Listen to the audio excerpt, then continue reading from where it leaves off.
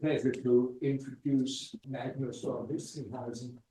So we're going to hear from him about somebody who's just not directly descended, but is a relative, who was a distinguished woman sculptress, Anne d'Affray, who married the Duke of Castiglione, so she became an Italian duchess in the 19th century.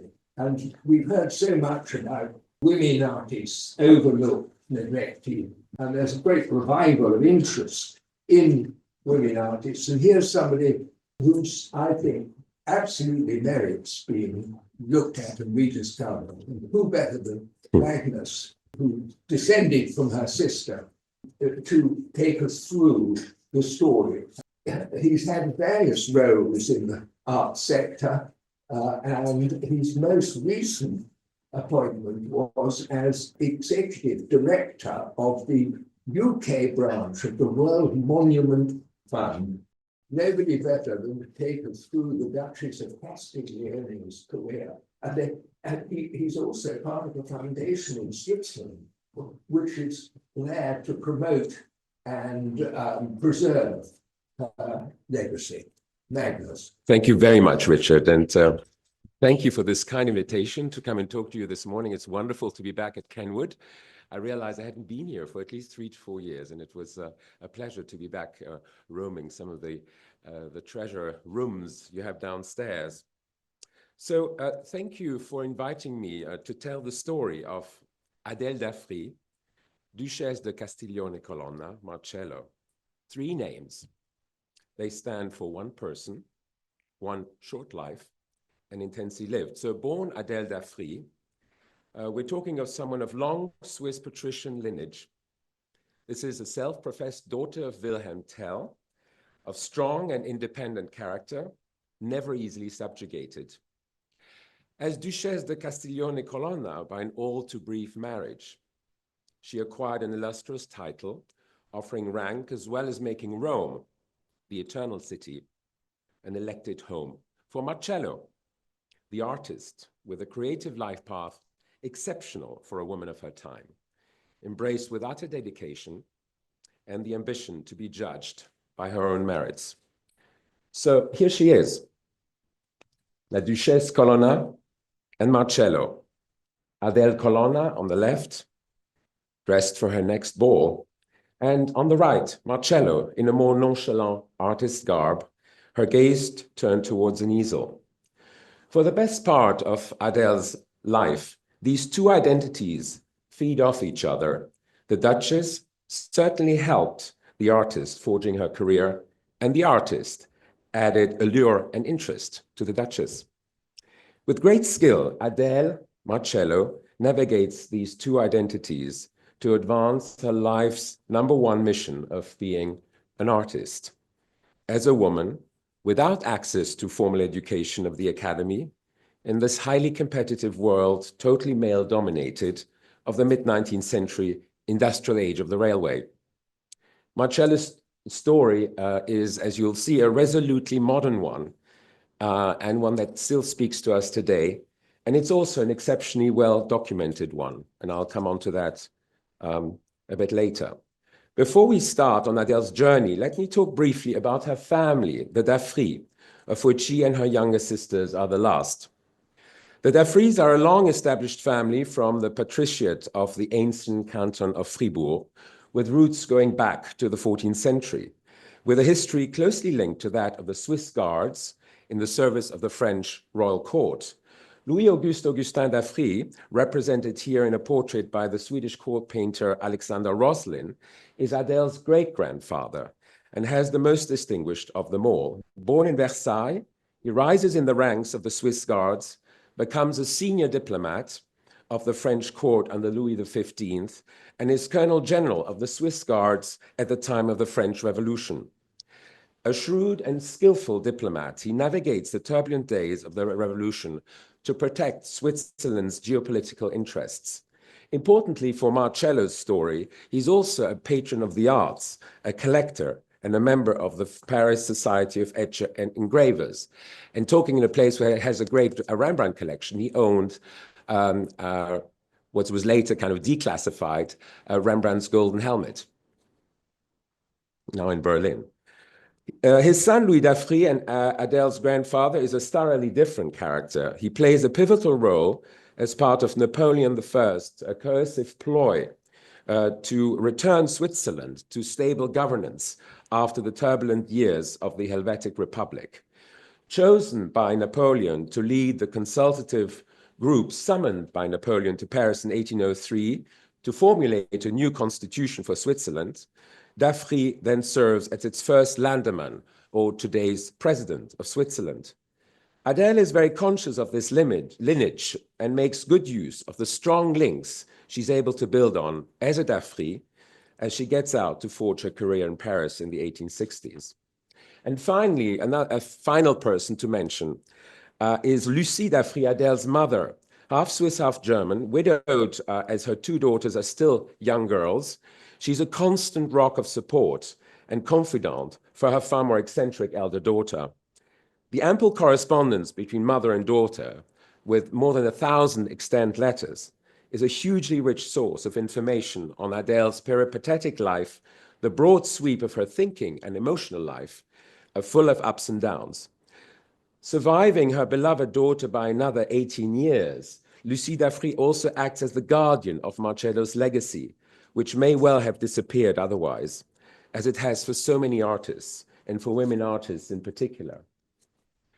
So here we see Adèle, aged 17, having grown up in a female household with mother and a younger sister, after the early death of her father, a frail man, when she's only 5 years of age.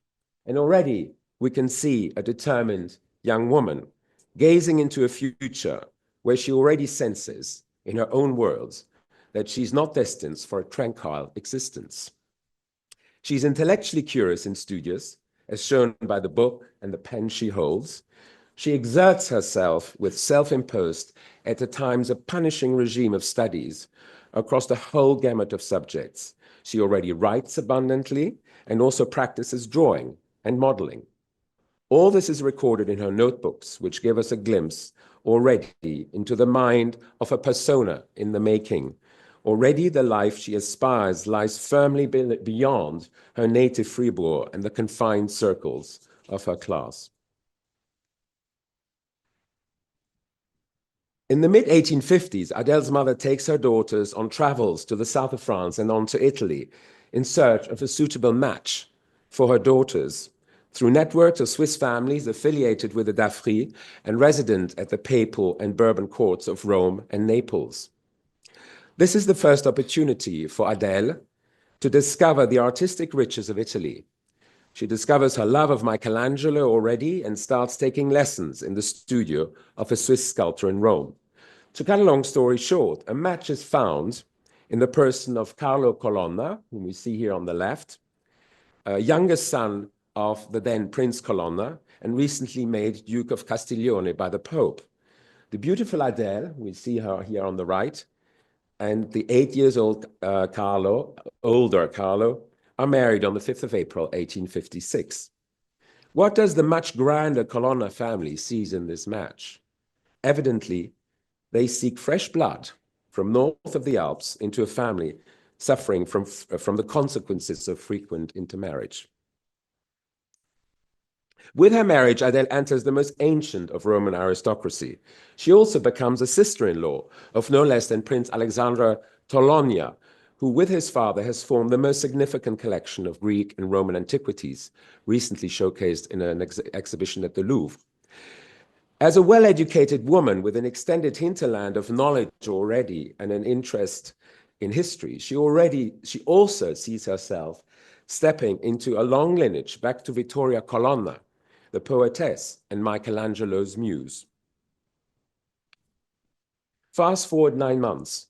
The marriage, which appears to have had a happy start, comes to an abrupt ending. Carlo Colonna dies within 48 hours during a trip to Paris from virulent typhoid fever. So Adèle is back in Rome, this time a young widow, aged 21, in search of a future. This is the pivotal moment in her still young life, thrown off course and also unexpectedly freed from the shackles of married life for a woman of her age and rank. Protracted negotiations with the miserly Colonna family about her alimonies leaves Adèle spending time on her own in Rome, lodged at the convent of the Trinità dei Montis, which we can see here at the top of the Spanish Steps. In her memoirs, she describes her errands through the streets of Rome and how one day, pushing a door, she comes upon a store of antique sculptures acquired by the Bavarian king Ludwig I, awaiting shipment to Munich. The idea of sculpting the head of her deceased Carlo comes to her, allegedly.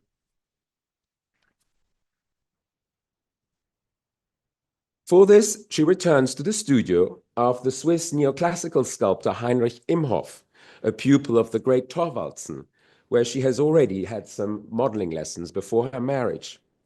The aging Imhoff is a typical example for the cosmopolitan art world of Rome at the time, still the European epicenter of the arts, with colonies of artists from all countries, including Americans, working alongside each other. And so the future Marcello's first sculptures come to be, signed Adèle Colonna. And here we see them, a self-portrait and the effigy of Carlo Colonna. These will never be shown in public and later relegated to the attic of the family home until well into the 20th century. At some point during that year, 1858, Adèle makes the decision, or matures the decision, to embark on a proper life as an artist in sculpture and making that her career. Why sculpture? As Adèle recounts much later, this choice for the medium, not for painting, is pragmatically driven by the opportunities she has at hand to learn the métier. As a woman of a generation yet to have access to the academy, and not from a family of artists herself. As you know, many women artists came from artist families. No doubt also Rome is a city abundant with sculpture, so she will have seen sculpture all around her. The reality then is that to train as a woman looking to forge a career in the arts, she must seek access to other artist studios and form mentor relationships with them. For Adèle Colonna, two such mentor friendships will be key, both made in Rome in the early 1860s. The first is the French sculptor Auguste Clésinger, well established and infamous for this scandalous salon piece, La Femme Piquée par un Serpent, which you see here on the right. And he's also the son-in-law of the writer Georges Sand. Clésinger is in Rome, where Adèle visits his studio one day, and soon they start working alongside each other.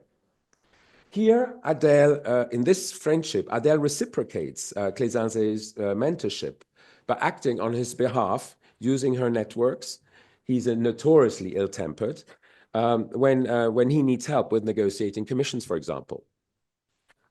Adèle also becomes a model for him and a client, commissioning a portrait bust, with very much the Roman Duchess. You see it here on the left, and conspicuously similar to Clésinger's Helen of Troy. Might there be a Pygmalion moment of sorts? We certainly see Clésinger's influence in some of Adèle's early sculptural work, like this La Belle Hélène from 1862. But Adèle, of independent spirit, balks at any thought of becoming a pupil or a follower of anyone. She wants to do her own thing. I'm developing my own style, different to his. The friendship breaks down in acrimony. A much more lasting friendship develops at the same time with no less than Jean-Baptiste Carpeaux, whom some of you might know from his incredible ensemble of the dance outside of the Paris Opera, and we'll talk about the Paris Opera later on. They two meet in Rome, where Carpeaux is at Villa Medici as a Rome Prize winner, working on his striking sculptural group of Ugolino, which we see here on the right. An instant connection is established between the two artists, not least bound by mutual admiration for the work of Michelangelo, then in the process of being reassessed by a new generation of artists. This will be a relationship of mutual respect and support, a real kinship, up until the end of Carpeaux's life. Here we see a few examples of Adèle copying Michelangelo's sculptures and frescoes during various stays of her in Rome, and you can probably recognize where some of them come from. So copying the masters is, of course, at the heart of the training of all artists, and of which our Rome offers such a wealth of opportunities, open to Adèle as much as anyone else. She certainly makes ample use of this, and we have many, many sketchbooks at the Fondation Marcello with examples like the ones I'm showing you here. The friendship with Carpeaux plays a significant role in the making of Marcello. Aside from exchanging on creative projects, Carpeaux provides generous access to his network of skilled craftsmen essential for sculpture practice: plaster casters, patrician stone sculptors, bronze founders. Carpeaux will share these with Marcello, with the two sometimes competing for the same resources as deadline for salon submissions or commissions approach. The friendship lasts until Carpeau's early death in 1875, shortly ahead of which Marcello produces this very moving bust, which we see here on the right, as a tribute to a dear friend, much admired colleague and mentor, who even entertained the hope of marrying her at some point, to no avail. Back to a chronological account of Marcello's trajectory. Having decided to embark on forging a career as an artist, Adèle settles in Paris in 1859. Paris approaching the height of the Second Empire under Napoleon III, the city fast establishing itself as the epicenter of the European art world. Adèle knows that this is where careers are made, not in Rome, which, however, remains throughout her life her prime font of inspiration. She's able to do this as she is finally settled with the Colonna family and has the means, though never enough, to fund her life and newfound mission. From when she first sets foot in Paris, and with each of her steps, Adèle shows us a shrewd understanding of the complex workings of the art world of her time. This she already demonstrates by choosing to rent a studio and an apartment near the Champs-Élysées from Léon Riesner, a painter and a scion of the famous family of cabinet makers. Riesner is also the nephew of Eugène Delacroix, the living French artist whom Adèle probably most admires and wants to be acquainted with. We see him here on the right. Riesner is also friends with the art critic and writer Théophile Gautier, and who also belongs to the Riesner circles, along with many others. And Riesner's own daughter, Rosalie, is an artist painter herself, and we'll see one of her works later on. So Adèle carefully builds her network and makes sure she's in good company. Using the privilege of her name and rank, Adèle is never shy to push open new doors, throwing herself into the capital's glittering life and entering leading social and political circles. Playing on a compelling combination of great beauty, a sharp intellect, nourished by wide-ranging intellectual pursuits, she cuts an unusual figure and doesn't fail to be noticed. Here are two key figures of influence she befriends at the time. On the left, Adolphe Thiers, the politician, the foremost opponent then to the imperial regime, but also a journalist, historian, and art collector. He becomes a mentor and close friends, albeit he could have been her father. And on the right, Count Émilien de Nouakchott, intendant des Beaux-Arts, so therefore the pivotal person in Paris at the time to all key decisions related to state commissions, the annual Salon. He himself is a sculptor and is also the lover of the empress' cousin, the Princess Mathilde, who's a self-professed artist herself and holds a salon, which is a meeting point for artists at the time. So these early years are a whirlwind during which intense learning competes with a dizzying social life. Adèle circumvents the obstacles to formal training wherever she can. So here we see examples from when she undertakes detailed anatomical studies out of hours at the École de Médecine, where she dissects corpses under the eyes of the leading professor of her time. To do that, she has to put on a man's garb to hide her identity as a woman. From her letters and diaries, we see her committing to a punishing schedule of theoretical studies, geometry, mathematics, aesthetics, alongside historical research to inform her sculptural projects. Nothing's left to chance, and no travails spared. In 1863, Adèle is ready to step into the limelight by submitting 3 works to the annual Salon. This is when she decides to adopt a pseudonym and opts for a male Italian name, Marcello, adopted from an 18th century Venetian composer. This is not an easy decision, nor a foregone conclusion, and you know that she hesitates. Central to her choice, however, is her desire to be a professional career artist and to be judged on the merits of her work alone. Retaining the Colonna name, for example, also bears a risk. What happens if she ever remarries? A recurring thought, which she still harbors and is being pressed to consider by her mothers and many others who don't quite understand her newfound lifestyle. However, once the decision for Marcello is made, it will be once and for all. This will be, as she called it, mon nom d'art et de guerre, of art and war. Think about what that means. The art world will respect this choice, although the cover barely lasts the first days of the 1863 Salon. And as you can probably say, the card here is made out to Madame Marcello and signed by the Count of Nieuwerkerk, by the way, so just whom I showed you earlier. Marcello enters the Paris art scene with this bust of Bianca Capello, a striking composition inspired by the Italian late Renaissance, and a drawing by Michelangelo, which you can see on the right. It's a highly accomplished piece for a newcomer, executed in marble, for which he's worked with the best practitioners in town.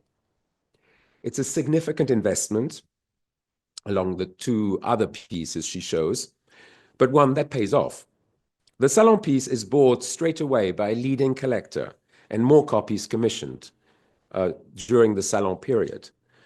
Marcello has certainly hit the taste of the Salon clientele. As an aside, 1863 is also the year of the first Salon des Refusés, when the new generation of artists, such as Courbet and Manet, get their own public exhibition from which a new path of art, will be charted. So here you can see Marcello choosing decidedly a more conventional route, which again kind of is interesting. Bianca Capello becomes a commercial success, and the leading Paris art founder, Barbedienne, acquires the reproduction rights, and quite a number of such splendid polychrome pieces are produced. So Bianca Capello will be Marcello's most reproduced work, generating also considerable income, and I would call a return on investment. So Marcello very much sees herself from the outset as a professional artist and knows how to play the rules of the commercial art world of her time. She's also keen to make sure of keeping in the news. Marcello actively works to ensure that her Salon pieces are written about. This press book, which she has made in 1863, shows how carefully she collects every mention of her work. And letters show us also how assiduously she courts the critics, journalists, and those who are able to put her in a good word for her. With the pseudonym uncovered, Marcello also becomes subject to the prevailing prejudices of her time regarding women artists. Her authorship is questioned. How could such masculine-looking work be made by a woman? With her usual sharp tongue, she comments, "Some pretend I don't make my own work. What can I do? I make my sculptures and idiots speak their nonsense. Each to their own." That's very much Marcello speaking. Over the next 4 years, Marcello is on a roll, producing pieces for each salon and selling them. The Gorgon of 1864, which you see here, is another striking Renaissance-inspired composition.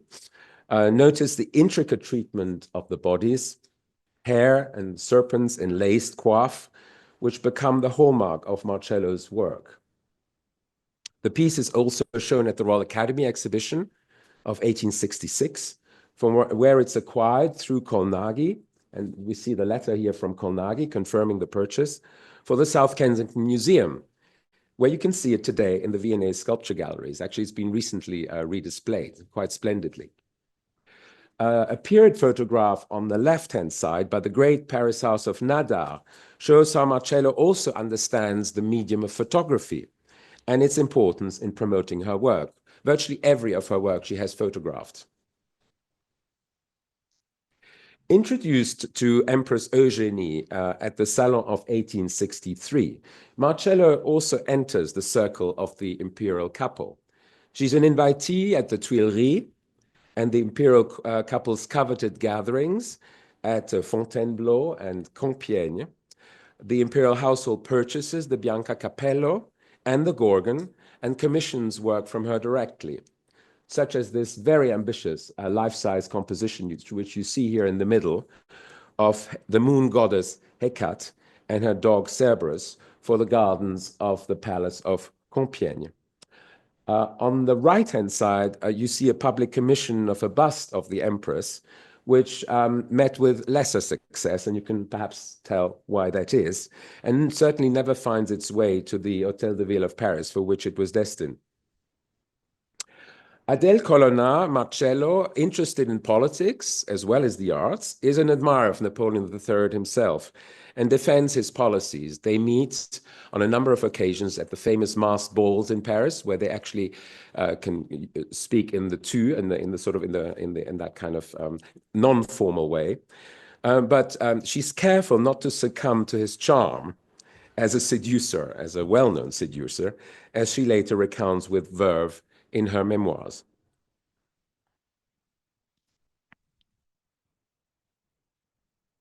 So here are two more examples of work shown at the salons during these years.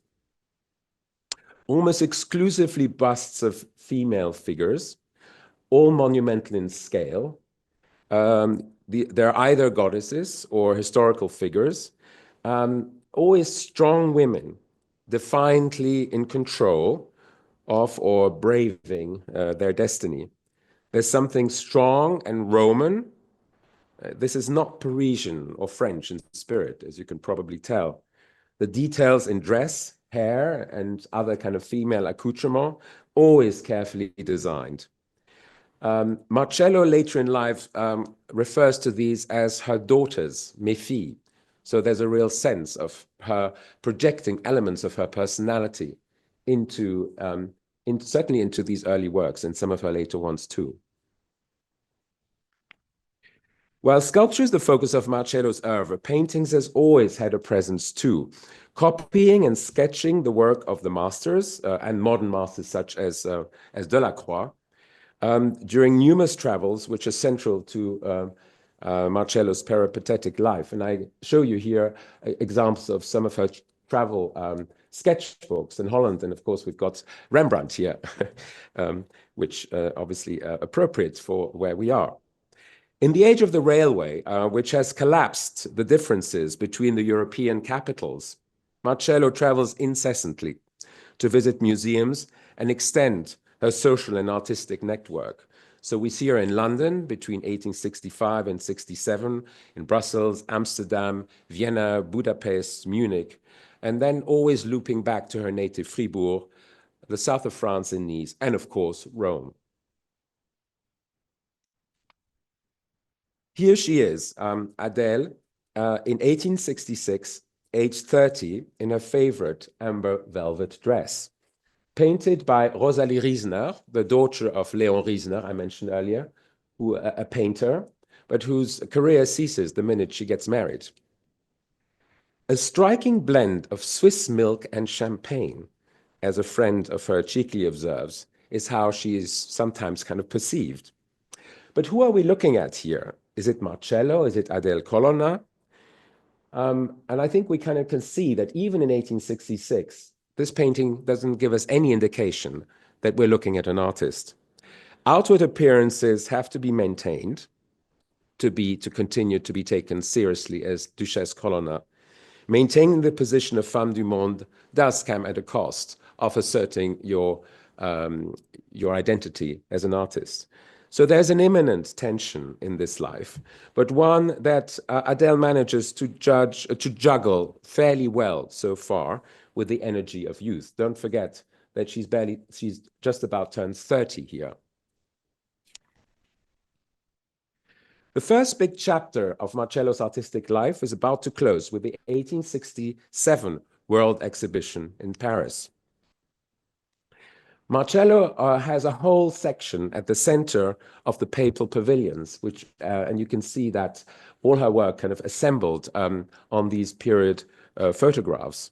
This is barely 4 years after her first Salon showing. The Second Empire is at its apogee. So it's an important moment and one that shows how much has been accomplished. But change is already in the air. Marcello is exhausted by these first few years. You can just imagine what it takes to put all these things together year after year, plus the travel and the social life. She's in need of a break and of something new. After returning to Rome early in 1868, she embarks on a journey to Spain. She's attracted to the ruggedness of a country so different from Italy, and the fact that Spain, in her mind at least, gets her away from sculpture. Her friend, the writer Prosper Mérimée, whom she's met at the imperial court, and you see him here on the left, is the author of Carmen, of course, and a catalyst of a newfound interest in Iberia amongst artists, foremost amongst whom, at that time, Manet. So Marcello crosses the Pyrenees and follows two of her young artist friends, Henri Regnault and Georges Clairin, whom she has met in Rome. It's a daring excursion for a woman of her rank. And for that, even at the age of 32 by now, she needs a chaperone for the journey. An old count, but whom she then manages to shake off quite quickly, though.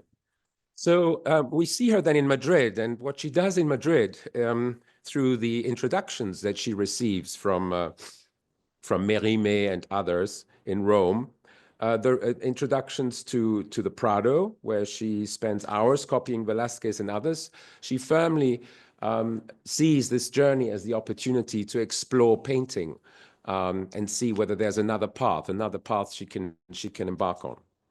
And here we see examples from her sketchbook of obviously well-known works by Velázquez. She copies at the time, or sketches. As befits Marcello's temperament and predisposition to find herself in tricky situations, she then gets caught up in a Republican uprising against the reigning Queen Isabella that very autumn. When she finds herself stuck in Andalusia, she volunteers as a nurse after some sanguine battles and is later fated as a kind of a Swiss Miss Nightingale, or at least that's what she tells her mother in her letter. Back in Madrid, she has no hesitation to meet the leaders of the insurgency, General Prim and General Milán del Bosque here on this screen. And grounded in Madrid, while the conflict is still brewing, she walks the streets and sketches models of people she sees. This vivid bust of Milán del Bosque is the only example of this work to survive from the Spanish sojourn. It's a very fine piece, as you can see, in a completely new style. So we see Marcello clearly in search of a new path. A path she calls la sculpture de l'avenir, the sculpture of the future, rooted in the study of people in her surroundings.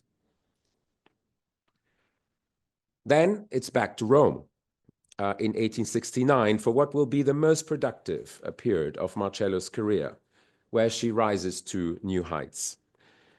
She does so as a fully adopted member of the otherwise all-male artist colony of the Villa Medici, the French Academy in Rome, presided over by her friend, the artist painter Ernest Hébert, and other luminaries, such as the composer Charles Gounod, who is madly in love with her, by the way, and Franz Liszt, who's in town too.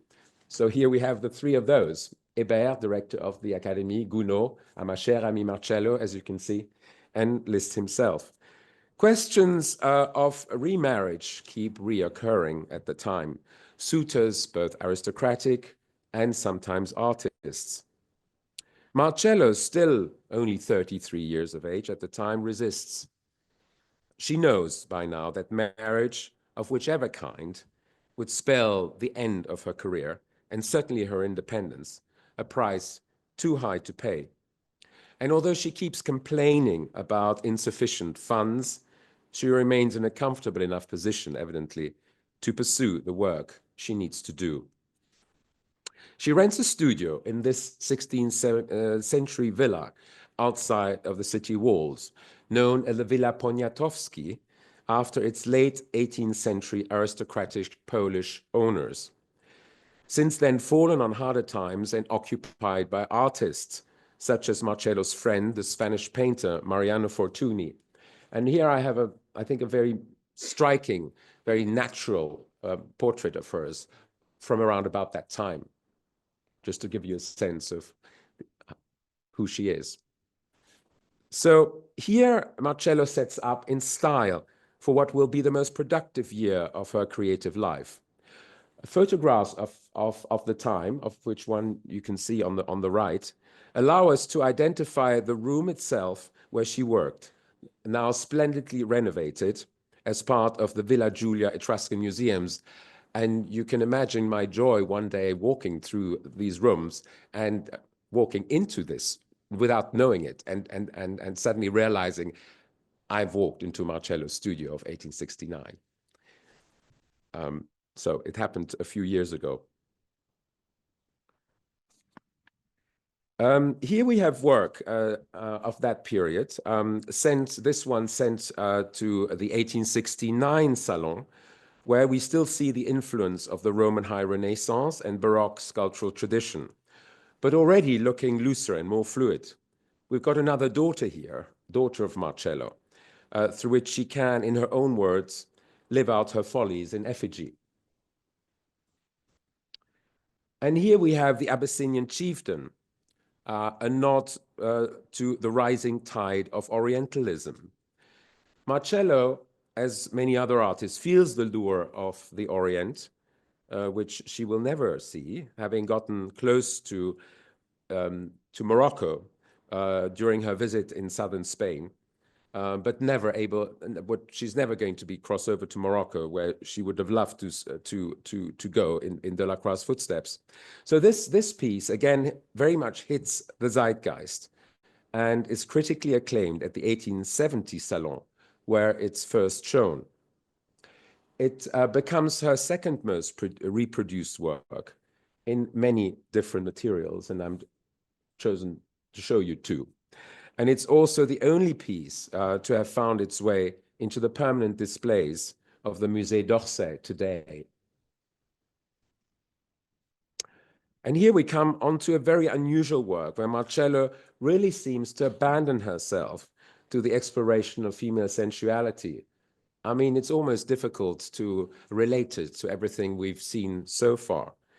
It's a so-called Moorish woman, an arresting composition, also for the use of polychromy, a new trend in contemporary sculpture Marcello experiments with.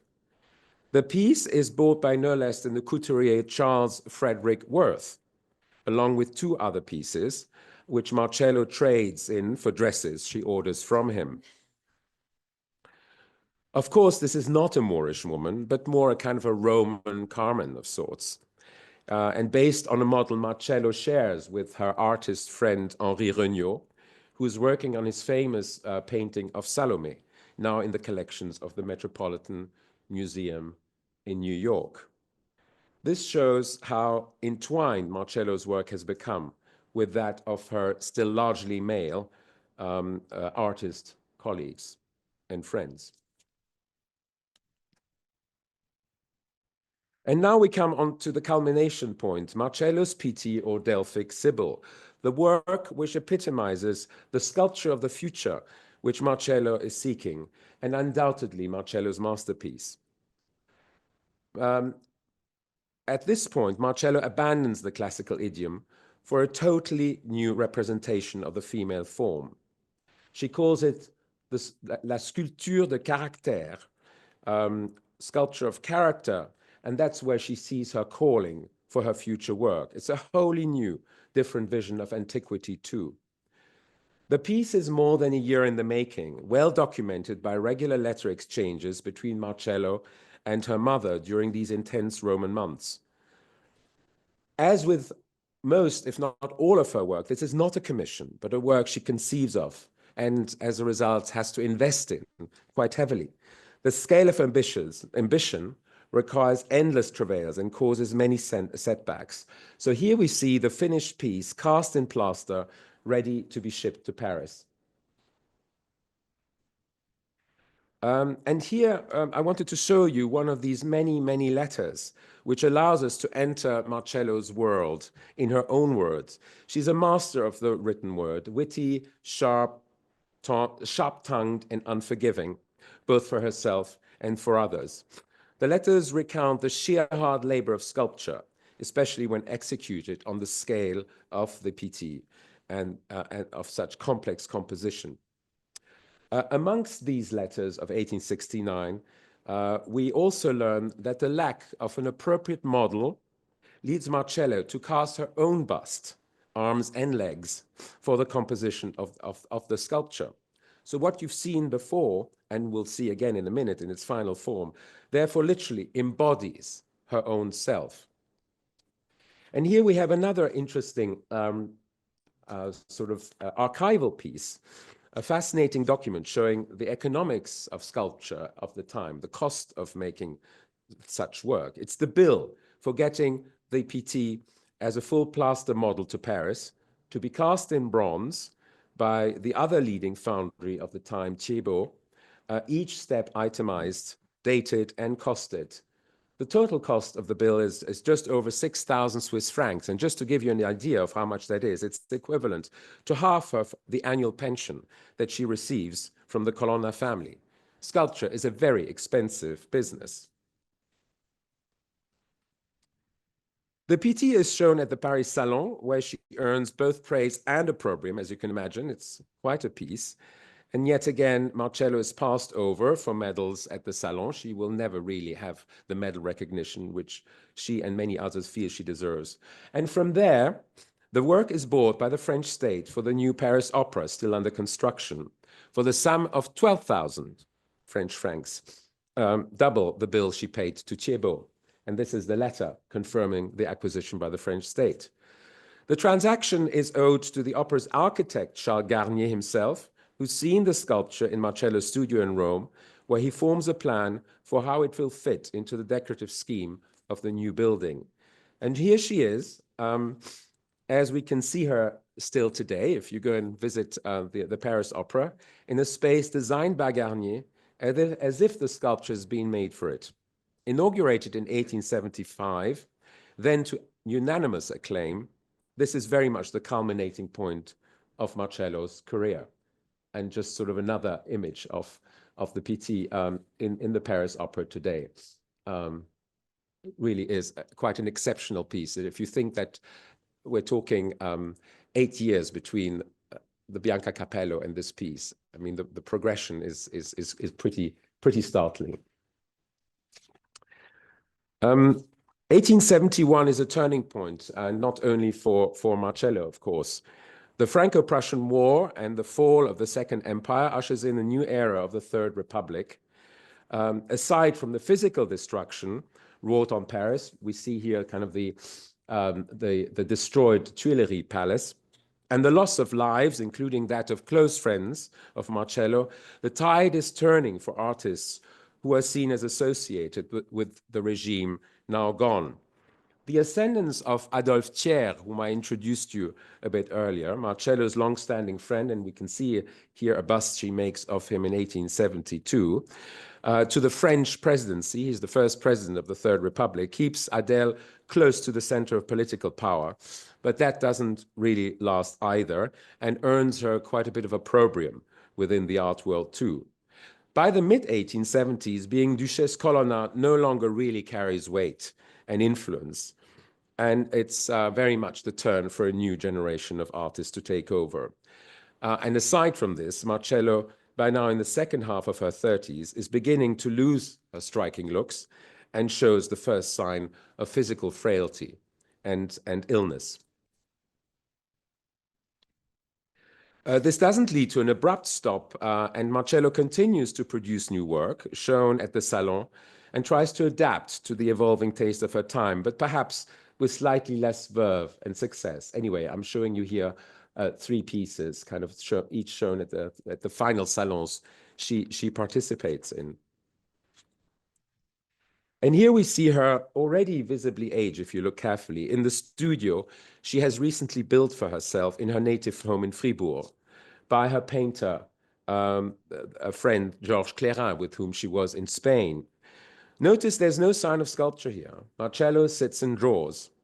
This is the time when she attempts to shift her practice to painting, actively seeking training in the studio of fellow artists, painting less physically taxing and again, financially demanding. Marcello has always professed her interest in paintings, studied the masters, and frequented leading artist painters of her time. If proof is needed, here is her portrait by no less than Gustave Courbet from 1870. Another artist's friendship, but one about which we don't know a great deal, other than it being Marcello's attempt to trade, their respective kind of knowledge in sculpture and painting. We know that Courbet was beginning to be interested in sculpture. So it was sort of this idea of a two-way kind of two-way street. Traces of their relations appear to have been erased, probably out of fear of compromise when Courbet becomes embroiled with the Paris Commune and is exiled to Switzerland. Marcello may be a free spirit, but she's also acutely aware of and shy to be seen to be too closely associated with her more radical colleagues. That said, as she attempts a new path in painting, ultimately unsuccessfully, she seeks advice from many artists, including some of the now very much of the artists now very much in the vanguard. A friendship with the younger Berthe Morisot, of whom she paints this painting on the left-hand side, one of her kind of more successful attempts at becoming a painter, opens the doors to Manet's studio. They live in the same street, in the new quarters of the Place de Clichy. Manet is generous with his advice and even offers to paint Marcello's portrait. Marcello refuses. In her own words, "I don't really need to add his enemies to mine." What an error of judgment in the light of posterity. Manet certainly is not amused by her refusal. Marcello's fast declining health and the onset of tuberculosis opens a final chapter in which the artist's prime concern is to plan her own legacy. She does this with the same determination as she's shown in the pursuit of her career. She plans for the future of a museum in her name and commissions this portrait from a far less controversial painter friend, Edouard Blanchard. So here she is represented as the grande dame in her salon, and that's very much how she wishes to be remembered. She's pleased with the result. "Je peux enlaidir maintenant." I can let myself get ugly now. I don't know exactly how to. She writes to her mother, having accepted the painting. Interestingly, you've got to look very carefully for signs of her sculpture work. There's a bronze of the Gorgon carefully hidden in a sketchbook. So what is Marcello really telling us about herself? And what might Manet, have shown us instead? Sadly, we will never know. Fast forward a few more years and the end is nigh. "I spent all my energy keeping myself alive," she writes to her friend a year before her death. Barely in her early 40s, she knows she doesn't have long to live, leaving us with this melancholy study of a self-portrait looking very much aged. Again, a piece that's been relegated to the attic until a few years ago I discovered it and brought it back down. Very moving. The final years and months are spent seeking the warmer climes of Italy, and the end takes place in the hotel on the Gulf of Naples, in a room with a view of the Vesuvius. Alone with her manservant of many years and her mother, who arrives just in time. Until the final days, Marcello keeps writing and drawing, revisiting her will and writing scraps of memoirs, which she wills a friend to complete and publish. The hotel bills of these last few months survive and show how she consumes ever less, with the bill only showing a few glasses of milk during her final days. And I'm showing you the last bill actually issued by the hotel on the right-hand side. Thus ends in solitude, a big life lived to the full in a scene that could come out of a later novel of Henry James, and which we can just picture in a Merchant in Ivory cinematographic style. As a matter of fact, Marcello's whole life reads like a script for a big movie yet to be made. So wrapping up, Marcello's carefully planned legacy lives on and very much set in motion, as I said earlier, by her devoted mother and also her brother-in-law. And again, it's a beautiful bust Marcello makes of her mother quite a few years earlier. The Musée Marcello, a major bequest to her native canton of Fribourg, opens less than 2 years after her death. And that's the only photograph that remains. Sadly, we see very few sculptures here. It remains open until the 1930s. Importantly, also, the contents of all of her studios and apartments are repatriated to her native home outside Fribourg, the Château d'Affry in Givisier, of which we see a photograph as the house looked in the late 19th century. And where the works form a kind of a memorial sanctuary in the studio she's built just over 10 years prior to her death, as she confidently at the time approached the height of her career. And here we see a photograph of that space in 1906. And you'll recognize quite a number of the works that I've shown you.